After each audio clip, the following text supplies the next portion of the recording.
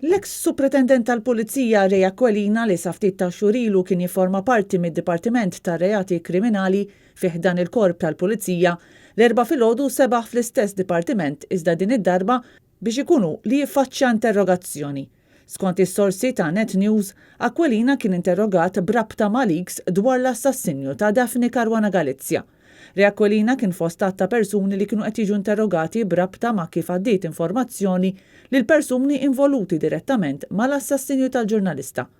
Ray Aquilina kien issemma mill-middleman fl-assassinju Melvin Tewma li fil-qorti xehed kif l-istess ex-supretendent kellu jaddilu lista dettaljata tal-proprjetajiet tiegħu li kellhom jiġu irrejdjati mill-pulizija. F'recordings nstemaw fil-qorti Tewma jinstema' jiftiem ma' Johan Cremona dwar kif kellhom jirranġaw mal-ex-supretendent Aquilina biex dan tal-aħħar jirrilaxxa lil middleman mill-akkużi dwar ħasil ta' flus ftit wara l-arrest tiegħu.